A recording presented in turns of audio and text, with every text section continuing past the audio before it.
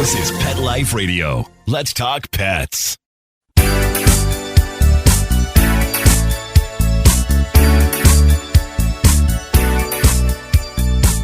Hello, you're listening to Animal Party. This is Dub Wolf on Pet Life Radio.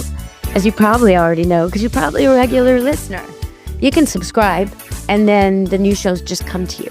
Because sometimes there's more than one show per week. Usually it's one show per week, but sometimes there's more than one. And you'll know about it if you subscribe. So here's the teaser for today. And I like these kind of teasers because I don't think you can cheat on them. I don't think Google or AI works like this. So what do Keanu Reeves, Snoop Dogg, formerly known as Snoop Doggy Dogg, Snoop Dogg, and Ricki Gervais, what do those three men have in common? Keanu Reeves, Snoop Doggy Dogg, and Ricki Gervais. What do they have in common? Well, I'm going to tell you later at the end of the show. You better stay tuned. All right, so the raccoon. Have you heard about this drunk raccoon? A raccoon that got into a liquor store in South Carolina and raided a bunch of things and got drunk and passed out in the bathroom. And of course, it went viral. But then when journalists investigated it further, they discovered that this raccoon was a repeat offender. He had already been into several other stores in the strip mall. And I just think that's so funny. And now that he's found the alcohol, I think they're in trouble. And they should check the roof and they should check the foundation because this thing's getting in somehow. But he's habituated now. And I think they're going to have a very hard time deterring him if they don't catch him. And you can't really relocate a raccoon very easily. They come back. So I don't know what they're going to do with this little guy. But I think it's really interesting. I think the raccoon is really, really interesting, and I'm going to follow his story the more they catch him, because you know they're going to they keep getting him out of the building and letting him go, and then he comes back. So we'll see what happens next. Okay, so a sadder repeat offender situation that I want to tell you about, not a raccoon, a person, is in 2015, a woman was convicted of animal cruelty, and she tortured and stabbed a family's black lab to death. That's what she did. And then all these years later, go figure, she's not reformed, she's not healthy, she's not balanced, she's something like this. When they treat it like it's just an animal, what's it worth, what's replacement cost? When it's not treated as a crime against society, then the person's around still. So what did she do? Well, she didn't get away with anything, thank God. They stopped her. But she was able to sneak into, the same woman who tortured a lab to death in 2015, was able to sneak into Surrey Memorial Hospital, one of the largest hospitals in the area of Vancouver, and get into the neonatal ward, you know, where the littlest, most vulnerable babies are. And she managed to go skin to skin. She had pulled off her shirt and went skin to skin with 3 different babies. So somehow 6 hours later, police were called and intervened, and the story broke. But this is frightening. What was she doing? Why? This is a secure ward. You're not even able to get up the elevator without the right codes and passes and badge, and nobody's supposed to be up there. And that she would even be able to get in there. But that this person who murdered a dog or attempted to murder a dog and tortured a dog is free to go now do what to babies? We don't know. But there's definitely a connection. It's been proven over and over and over again that children and people who harm animals do not grow out of it. They do not change. And their victims eventually, often, are humans. So in this case, I can only guess if she's going skin to skin that she's trying to take a baby, that she's trying to bond with a baby, maybe see which baby she wants. And why it took them 6 hours to call the police? Boy, that is not okay. In the NICU, when you have a stranger in there, I mean, I've been to that hospital. The elevator doesn't even go up to that floor. You have to have the security guard bloop bloop with his little tag. So you know, when you show him that you belong there. You need like a baby or an IV pole or a bracelet, right? Like, it's secure. You can't just go up to the neonatal ward. So how did this all happen? Anyway, when someone's evil to animals, it's not a huge leap to think they'll be evil to people. So I just want to put that out there. And we're going to go to break and come back and talk about happier topics in a moment. But I'm going to remind you, see if you can figure out what these men have in common. Keanu Reeves, Snoop Dogg, and Ricki Gervais. All right, we'll be back after the break. Stay tuned. Take a bite out of your competition. Advertise your business with an ad in Pet Life Radio podcasts and radio shows. There is no other pet-related media that is as large and reaches more pet parents and pet lovers than Pet Life Radio. With over 7 million monthly listeners, Pet Life Radio podcasts are available on all major podcast platforms. And our live radio stream goes out to over 250 million subscribers on iHeartRadio, Odyssey, TuneIn, and other streaming apps. For more information on how you can advertise on the #1 pet podcast and radio network, visit PetLifeRadio.com/advertise today. Let's Talk Pets on PetLifeRadio.com.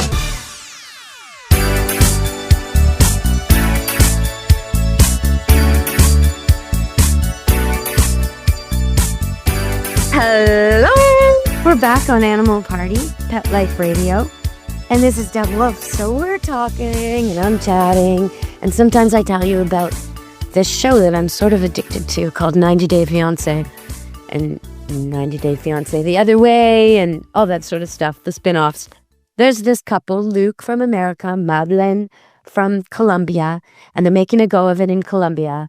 And the other day, well, first of all, they have a very rocky relationship, and he decided to mend things by buying her a $2,000 puppy, which is never the way to go, okay? And then, in a fight after giving her a second puppy, she already has a little dog, so now a puppy dog, a little dog, but a puppy. After giving her the puppy, he lets go in a fight that she never takes care of her dogs. Well, why are you giving her another dog then? That's crazy. All right, so I'm on to this couple. I'm thinking these two might not be good dog owners. And then I see them driving around, and the driver and the passenger are allowing the two little dogs, one an untrained puppy and the other a toy little dog, to jump back and forth between their laps. This is so dangerous, everybody. The dog can easily get under the brake pedal, and then you can't brake. It can distract you. It can go through, especially with a big dog, it can go through the window and hit another driver if you have an accident and kill them. Even a small dog, propelled at a speed from a car accident when you're going 60 or 80 miles an hour or 40, or it doesn't even matter. A projectile can kill someone. If your little dog goes flying out of the car and hits someone in the throat or the face or blinds them so they go off the road. I mean, none of this is cool. Your dog should not be there. That's not where they should be. Teach them to sit still, teach them to go in the back, teach them use harnesses, but don't let them jump from lap to lap while you're driving. All right. Okay. They're not going to make it, I don't think, this couple. So I hope he takes the dogs back if she's such a bad dog owner. But I'm thinking he won't. Okay, another thing that happened on that show was one of the ladies was quoting her daughters, telling her, "Don't be the crazy cat lady. Go out on a date with someone." Now, I don't like this crazy cat lady thing. There's very few people I've met in life who have so many cats that they can't handle it. And I would call those hoarders. Most people who have a few cats are very interested in keeping them in good condition and spend a lot of time with them, and the cats are very happy. It's the people with one that sometimes neglect them, treat them like art, don't play with them, don't give them things to do, confine them to the house and then expect them to just behave, and then when they destroy things and wonder why. That's not the way to go with a cat. A cat is a real animal. It's not just a beautiful thing. It's not just a cuddler. It's something that wants to climb and run and chase and hunt. And so it's a really good idea to have things like toys you can use without getting scratched where the cat can pretend it's hunting. That's the whole trick with cat toys. And actually, even with dogs, I gotta say, some people think you could just give a dog a toy. They go to the store, they buy the toy, and they hand it to the dog. Adult dogs don't just play with toys by themselves usually. They want you in the game, right? It's like if you took your kid to a field and you gave him a soccer ball and you walked away. He's like, hey, can you play with me? Can you play catch, Dad? You give him a baseball glove and ball and you walk away. Hey, Dad, come back here. Let's play, right? That's what your pet's thinking. Why aren't you playing with me?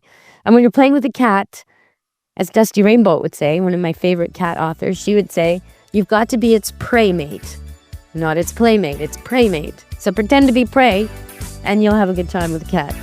All right, everybody, so moving along. I'm just going to tell you a little bit about my mushroom exploits lately. But I think I'll do that after the second break. Stay tuned on Animal Party Pet Life Radio. Real people, real stories. Our little dog developed this lymph problem. The chemotherapy lasted for 6 months, started developing more lymph nodes. So I thought I'd just try carnivore. The lymph nodes started to go down. Then I took him into the vet to have him checked out, and there was no signs at all inside. My cat had issues that developed in his eye, and 3 months later, my veterinarian said, let's go ahead and remove the eye. I heard the carnivore on advertising, so I said, you know what? I'm going to order this product. They did the procedure. They did all the tests, and they said, I don't know what you did. This product saved his eye. I've got a Labrador who could hardly lift herself up off the floor. The treatment was chemotherapy. That's when I said, this could be the ticket. About 3 weeks, you could tell she was very alert. She was going on a 5-mile walk. She is just like prime again. Call 866-836-8735. That's 866-836-8735. Or visit carnivore.com. That's carnivora.com. Use promo code PETLIFE at checkout for 15% off your order at carnivora.com. Let's talk pets. Let's talk pets On Pet Life Radio. Pet Life Radio. PetLifeRadio.com.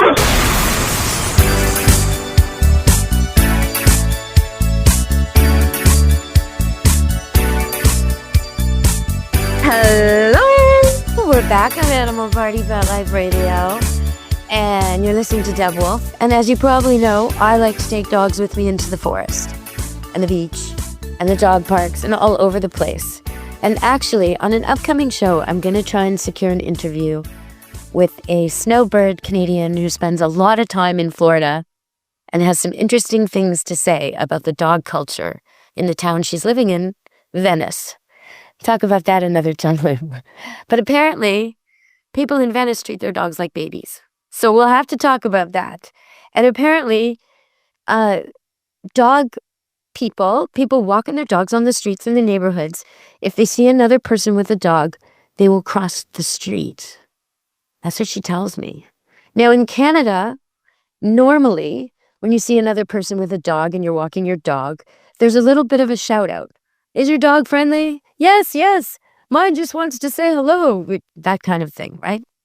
And then you kind of walk toward each other and your dogs sniff each other. And sometimes they take a moment to, have a little pee on a tree or something like that, sniff each other, and then wag their tails. And sometimes they do a little play bow. And then you go along your way, or you may even join them. You may even say, well, let's walk together to the park. So it's very different. And I want to talk about that. Now, I asked her, well, why don't you go to the dog parks? And she said, well, she likes to walk. And the dog parks in Venice are just fields, just a field where you stand around drinking your coffee and your dog socializes well, or maybe not so well. So some of the dog parks here in Canada are like that, but a lot of them are more just 10 acres, 5 acres, a stretch of beach, some kind of wild area where you can definitely walk for a half an hour or even an hour.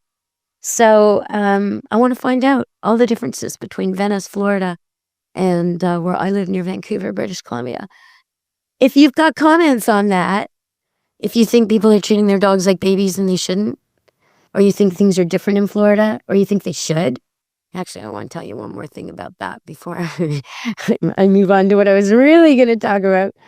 And that is, one time I was on a stage at something called a gymboree, and I was singing, and everything was great. The band was good, and it was kind of a weird hall in the country. And a lot of the people were young people, middle-aged people, whatever. But there was a select group of older people, all sort of sitting together and a couple of long tables and what appeared to be babies.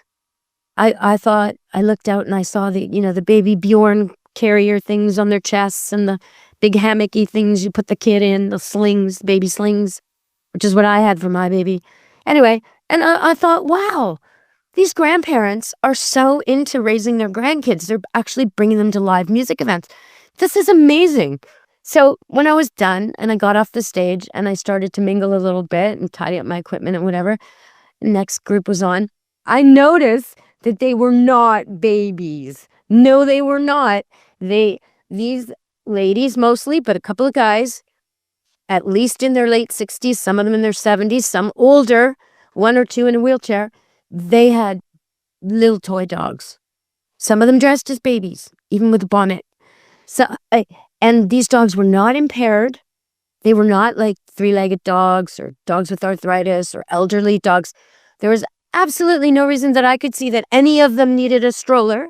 And yet, there were many strollers. So if you have a comment about this, I need to hear what is going on. What is going on with this trend? Honestly, you got to tell me.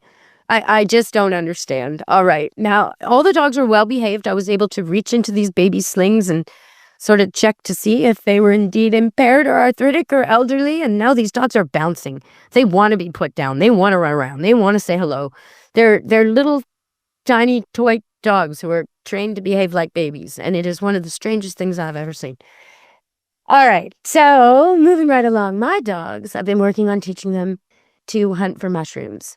And I'm at the stage now where I'm going to try to get them to kind of sing or howl or like make a noise other than a bark. Because when they encounter people or dogs on the trail up ahead where I'm not, they'll bark once. And I know that bark. So I don't want to confuse that. Usually I'll go the other way and they'll come back to me and we'll head off away from people, away from other dogs. But if we're hiking and they bark to tell me to come near because there's mushrooms, I'm going to start having a lot of conflict if I think, I want that the bark means come to them when actually the bark means don't come this way. We're going to go the other way. So I have to come up with a new signal. So I'm going to try and teach them to sing for it. But in the meantime, one of my dogs, Dorita, has come up with the worst signal, although it's very effective. It's very effective. And I accidentally caught it on camera when I was filming them the other day because what I did was I drove very, very slowly up this hill that was in just the right location, facing the right way, at the right elevation to have the edible mushrooms I'm looking for, chanterelle mushrooms, which are delicious. And they're not they're just a food mushroom. They're not a drug mushroom. They're just a food, but they're delicious and prized and just lovely. Anyway, so I'm looking for these mushrooms and I'm driving up a hill, looking at a hill that I think is just perfect for it. And I spot a little glimmer of the right color, this beautiful amber orange. And I think, okay, we're going to stop here. So I let the dogs out and I say to them, go find the mushrooms. And sure enough, they head right to that thing. So I'm kind of able to test them now and see. Because I saw the mushroom, but they didn't know I saw it. And they probably didn't see it, but they smelled it. They went right to the mushroom. And then I said, are there any more here? And they led me exactly to where they all were. Now, this time, I probably would have found them anyway, because I'd already found the one, but it shows me how good they are. So it means they've probably been finding them when I've been hiking without me realizing. So this time, I tried to make a really big fuss over each. Oh, look at the mushroom, look at the mushroom, and oh my God, good dog, and really fuss over each and every one. And my doodle started to develop a signal of her own, which is the signal that your dog has worms. When your dog scoots across the floor to show you that it has an itchy bum and there's maybe some grass or it needs a little cleanup or it needs dewormer or maybe its anal glands are swollen or if it's a boy, maybe there's something else going on. Somebody's in heat around the area and it's inflamed. It's something, right? That worm scoot. That's so awful that you never want to see. Well, this particular dog, she'll do it when I'm giving other dogs attention to try and, because obviously, inadvertently, I must have dropped everything and got out the wormer mat or given her attention or told her to stop because even negative attention. If a jealous dog, like a doodle, is seeing you pet another dog, and they get you distracted from that and giving them attention, that's kind of a win. Even if you're scolding them or saying, stop it, stop that, you don't need to do that, settle down, go get your toy, right? It's now we're playing. So somewhere along the line, I taught her that if she wants my attention, she should scoot. And so now when we're out in the forest and she finds mushrooms, she starts scooting, which is the funniest thing. I gotta switch it to howling. I really do. But she also puts her paw right beside the mushroom that I've already found to show me, like, look. It's so cute. So they're catching on. And I do have a few videos I'm going to post on Deb Wolf Pet Expert on Facebook if you want to check this out. Yeah. All right, everybody. It's been a great show. I'm going to finish with that. Except I have to tell you what those men have in common. So it was Snoop Dogg, Keanu Reeves, and Ricki Gervais. And the thing they have in common, besides being three people I desperately want to interview on this show, absolutely, all three, one at a time, together, I don't care. Love to have them on.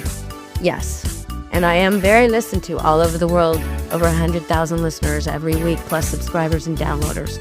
So if you know these men, I want them on the show. But beside that, the thing they have in common is all three have donated huge amounts of money to animal rescues and set up animal rescues or donated to struggling ones and made them thrive. All three have done a world of good for animals in need. All right, everybody, for me, Deb Wolf, an Animal Party and Pet Life Radio. Ciao, meow. Be good to your animals. Let's Talk Pets, every week on demand, only on PetLifeRadio.com.